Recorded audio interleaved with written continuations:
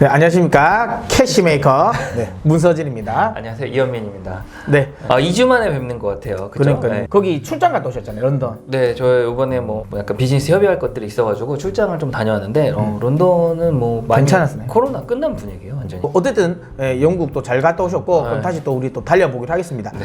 오늘은 저도 개인적으로 엄청 궁금하고 국내 개인 투자자분들이 좀 생소할 수 있는 요 상품을 한번 네. 제가 좀 설명을 좀 부탁드려 보려고 하는데 해외 옵션 그쵸. 있지 해외 않습니까? 옵션. 예. 그러니까 국내 옵션도 있는데 국내 옵션은 다들 아시는 건데 해외 옵션도 있습니다. 근데 이게 국내에서도 거래가 되는지 네네. 예, 거래를 할 수 있나요? 일단은 해외 옵션 지금 국내에서도 거래가 되고 있고요. 네. 뭐 대부분 거래하는 회사들, 네. 증권사들이 서비스를 하고 있긴 해요. 국내 옵션 같은 경우는 옵션 거래를 하려면 일정 수준 증거금도 있어야 되고 네네. 그다음 교육도 받아야 되잖아요. 네. 근데 해외 옵션은 또 어떤 그런 제약은 없나요? 지금은 이제 해외 옵션은 그런 이렇게 제도적인 그런 건 없고 네. 이제 옵션 자체를 잘 모르시는 분이 많으니까 개인적으로 좀 공부를 하셔서 투자를 하셔야 되는 부분이 있고 또 국내 옵션하고는 조금은 움직임이 다른 부분도 있으니까 대부분 좀 공부를 하셔서 시작을 하시죠.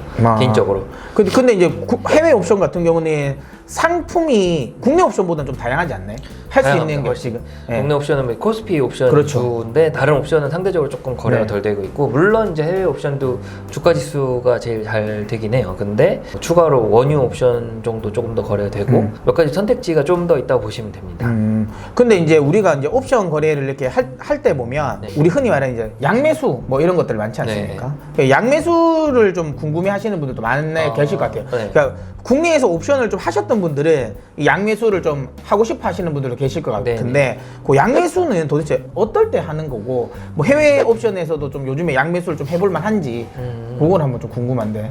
일단 첫 번째로 네. 옵션은 이제 뭐 선물도 마찬가지지만 옵션 매수 매도가 다 되는데 네. 매수는 이제 행사가에 도달했을 때부터 수익이 나는 그렇죠. 그렇게 이해하시면 조금 쉬울 것 같고요. 콜 옵션은 이제 가격이 올라가야 네. 나한테 이득이 되는 이거. 거고 풋은 내려가야 된다. 네. 그러면 이게 콜 매수랑 풋 매수랑 동시에 하는 게 양매수라고 네. 보시면 됩니다. 그러면 이제 특정 행사가에서 가격이 오르면 콜은 이익이고 풋은 손실이겠죠. 그렇죠. 그 두 가지 다 갖고 있는 이유는 무엇이냐면 어느 쪽이든 그 가격 변동이 크게 일어날 때 한쪽은 이득 한쪽은 손실이 될 텐데 이득이 더 크게 날 수 있는 케이스에 적용하는 게 양매수라고 보시면 돼요. 아무래도 이제 옵션 같은 경우는 아까 방금 이야기하신 것처럼 행사를 해야 되잖아요. 네. 행사를 하지 않으면 결국에는 최종적으로 마이너스 나는 건 0이니까. 네. 그러니까 아까 이야기 드린 것처럼 만약에 콜이 엄청나게 많이 오르면 풋이 그냥 내가 마이너스 0이 되더라도 결국엔 이 콜이 다 이제 커버를 하니까 이게 이제 양매수가 성공하는 거 뭐 이런 거죠. 옵션 매수는 프리미엄을 지불하면 예. 이제 더 이상 손익관계는 행사가 없어지니까. 되느냐 그렇죠. 마느냐에 달려 있는 거기 때문에 그렇게 보시면 맞는 거죠. 지금 말씀 주신 게. 그렇다면 이제 요즘 같은 시기에는 확실하게 해외 옵션 양매수도 해볼 만한 시기인 것 같긴 하더라고요. 네, 어느 정도 고려해 볼 수는 있고 이제 최근 이제 저희 촬영 기준으로 네. 최근 며칠은 또 이렇게 변동성들이 조금 생겨서 맞죠. 그 지난주만 해도 조금 또 밋밋했는데 변동성이 많이 생길 때는 그렇죠. 뭐 단기적으로 양매수 전략을 고려해 볼 수 있는 것 같고요. 그러니까 뭐 우리가 요즘에 뭐 CPI 지표 발표 앞두고는 네. 변동성이 커질 거로 예상을 하잖아요. 네. 그럼 그때 한번 이렇게 고려해 볼 수 있는 거죠. 다만 이제 주의하실 점은 양매수는 이제 프리미엄을 옵션은 프리미엄을 지불하는 건데 프리미엄이 너무 클 크면, 경우에는 이제 그건 코스트니까 그렇죠. 수익을 내기가 어렵다. 이 부분을 좀 유념하셔야 되고 이제 일반 투자자가 제가 보기엔 할 수는 없는데 이제 뭐 유명한 블랙스완 이론으로 투자하는 옵션 매수 트레이더도 네. 양매수를 쓰는데 이제 프리미엄을 효과적으로 그렇죠. 운용을 관리를 해서 해야죠. 맞죠. 한쪽 네. 방에 크게 움직임이 있어 수익 나는 이런 모델을 할 수가 있고요. 뭐 제가 오늘 조금 찾아보니까 네. 약간 양매수는 뭐 단기 투자를 권유하는 블로그 글이 많더라고요. 네. 근데 항상 그게 뭐 맞는다 이렇게 볼 수는 없지만 아까 얘기 드린 것처럼 한쪽은 이득이 나고 한쪽은 손실이 나기 때문에 장기적으로 가져가는 게 이도 저도 아닐 수 있다라는 부분을 조금 고려하셔야 된다. 옵션은 시간 시간 가치가 가치가 있기 깎이니까, 때문에 맞죠. 그걸 좀 참고하셔야 된다라고 생각할 수 있죠. 네. 뭐 그래서 일단 옵션은 그렇고 근데 또 제가 궁금한 게 저는 이제 해외 주식을 많이 하니까 근데 좀 아쉬운 게 이런 거 있더라고요. 작년에는 저희가 이제 해외 주식으로 수익을 되게 많이 냈어요. 근데 우리는 따지면 이게 세금은 작년 기준으로 저희가 세금을 내잖아요. 그렇죠. 그러니까 작년에 수익이 많이 났는데 이제 중요한 건 그게 올해는 제 수익이 반토막이 나간 말이죠. 하지만 작년 수익을 낸 걸 올해 이제 세금을 내야 되니 그쵸, 그쵸. 아 굉장히 뼈가 아프더라고요. 아, 그렇죠. 제일 아깝죠. 네, 근데 그 생각을 한 것 같아요. 근데 중요한 건 어쨌든 우리가 만약에 예를 들어 해외 주식도 장기로 끌고 가시는 분들은 안 팔고 싶을 때도 있잖아요. 근데 시장이 떨어질 것 같아요. 그럼 어쩔 수 없이 현금 보유를 늘리기 위해서 이제 팔아야 되면 그러면 나는 안 팔고 싶은데 팔아서 만약 이익이 나면 또 세금을 내야 되잖아요. 그러니까 그거를 피하려고 옵션 거래를 하는 분들도 많이 계신데 근데 국내는 아직까지 그 뭐지 개별 주식 옵션 잘 없지 않나요? 거래할 수 있는 데가 없죠. 상품은 있어요. 있는데 네. 그 한국에서는 이렇게 뭐랄까 활성화돼서 많이 거래가 되진 않습니다. 그러니까 그게 만약에 좀 활성화가 되면 그런 식의 좀 대응을 할 수 있는 옵션으로도 좀 활용을 할 수도 있겠네요. 그 이제 홍콩이나 미국 같은 경우는 이제 기관 투자자들이 이제 연금이나 이런 기관 투자자들은 주식을 매입하고 이렇게 샀다 팔았다 빈번하게 하지는 않거든요. 그렇죠. 그런 경우에는 이제 수익은 일정량이 났는데 주식 가격이 내려갈 것 같다. 그럼 방어용으로 옵션을 옵션을 활용해서 하죠. 하는 거고 또 이제 기관 투자자는 이제 투자금 대비 효율을 따지니까 옵션이 적은 비용으로 그렇죠. 레버리지 해지가 효과가 된다 있으니까. 이런 걸 고려하죠. 그래서 확실하게 저도 이제 오늘 궁금했던 것들이 이런 거고 그 다음에 옵션 관련 부분을 단순히 옵션 매매라고 하면 그냥 위험해 보일 것 같은데 이런 식으로 활용을 하면 그래도 이제 꽤 이제 투자에 우리 투자 생활에 꽤 괜찮은 또 유용한 또 상품이지 않을까 이렇게 생각이 듭니다. 그래서 저도 개인적으로 권해드리고 싶은 건 옵션을 뭐 단방향으로 네, 네이키드로. 네이키드로 하는 거 자체를 크게 하는 거는 그렇게 크게 추천드리진 않고요. 손익을 고려해야 됩니다. 작은 비용으로 뭐 예를 들어 그럴 수는 있죠. 뭐 갑자기 뭐 이슈가 있어서 특정 상품 가격이 급등급락을 할 것 같은데 많은 자본을 쓰진 않고 뭐 일부 차익을 노리겠다. 그런 경우에 활용할 수가 있고 좀 주의하실 점은 국내 옵션은 만기 때까지 거래가 많이 되는데 해외 옵션은 그렇게 되지 않습니다. 그러니까 만기가 많이 남은 상태에서 거래를 하셔야 더 유리하다. 유리하구나. 알겠습니다. 네. 그럼 이제 뭐 국내 뭐 주식과 관련돼서 궁금한 거 있으세요? 아 요즘에 보니까 뭐 바이든이 한마디 했다고 그러더라고요. 엑손이 하느님보다 돈을 많이 벌었다. 네 가장 궁금한 건 하느님이 돈을 벌진 않을 것 같긴 한데 그래서 보면 이제 저도 주유할 때 보면 주유가 기름 너무 많이 올랐잖아요. 맞습니다, 진짜. 그러면 이제 일반 상식적으로는 에너지 관련 주식이 좀 좋아야 되나 이런 궁금함이 생겼더라고요. 네.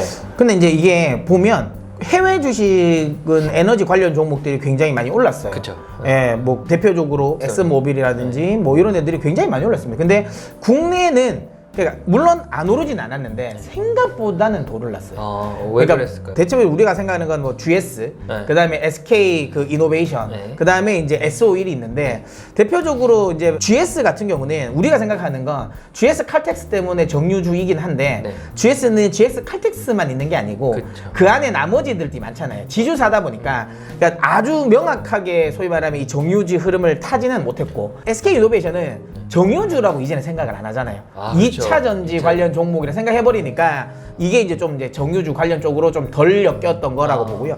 그 상대적으로 그래도 순수 정유주라고 보는 이제 볼 수 있는 SO일 정도가 네. 그래도 좀 흐름은 좀 괜찮았습니다. 네. 그럼 한번 SOE를 네. 보긴 봐야겠네요. 그러니까 만약 관심이 있다면. 만약에 이제 내가 그러니까 정유주를 에너지를 오를 거를 감안해서 생각을 한다면 저는 개인적으로 생각해요. 이게 어찌 보면 좀 뒷북일 수도 있는데 지금은 근데 에너지주는 좀 겁나지 않을까? 왜냐면 많이 올랐으니까. 너무 많이 올라서 저는 유가가 여기서 그때 저희 이야기 하셨을 네. 때 급락할지는 모르겠지만 상단은 좀 막혀 있다고 하신 그렇죠. 거 있지 않습니까? 저도 그런 생각이거든요. 120에서 130, 140, 150을 갈까라는 생각을 했을 때 그러면 지금 에너지주를 지금 들어가면 약간 고점이지 않을까라는 생각을 저는 하고 있거든요. 그럴 수 있겠네요. 네. 그리고 또 중요한 건 에너지주들 같은 경우는 유가가 오른다고 이걸 또 계속 이제 바로바로 또 이제 가격에 전가하기 좀 어렵습니다. 물론 우리가 체감하기에는 이놈들 유가 떨어질 때는 더럽게 이거 안 떨어뜨리더만 올라갈 때는 막 올려온다고 생각은 하는데 실질적으로 영업이익을 보면 올라가는 것도 많이 빨리빨리 적용하기는 좀 어렵긴 해요. 그런 걸 감안한다면 지금 구간에서 이제 추가적으로 이 SOE를 비롯한 정유주들이 추가 수익을 또 얻을 수 있는 수준은 조금 약하다. 그리고 좀 아무래도 많이 올라왔기 때문에 네. 밸류적인 부분도 지금 약간 부담스러운 구간이기도 하다. 해외 쪽에 또 에너지 기업들도 저는 개인적으로 지금은 좀 약간 고점일 것 같고요. 차라리 만약에 내가 에너지 관련 종목을 산다면 차라리 저는 지금 시점 차라리 신재생이 더 나을 것 같아요. 태양광. 예, 태양광 아니면 풍력 조금 더 나면 원전 뭐 이런 쪽으로 관련 기업들을 관심 가지시는 게 좋다고 생각하고요. 특히 그런 관련 기업들은 주가가 조정받으면서 상당 부분 많이 조정을 받았어요. 그러니까 가격적인 부분도 좀 괜찮고 특히 이제 에너지가 저는 이제 요즘에 전신자라고 제가 요즘 미는 섹터거든요. 전신자요?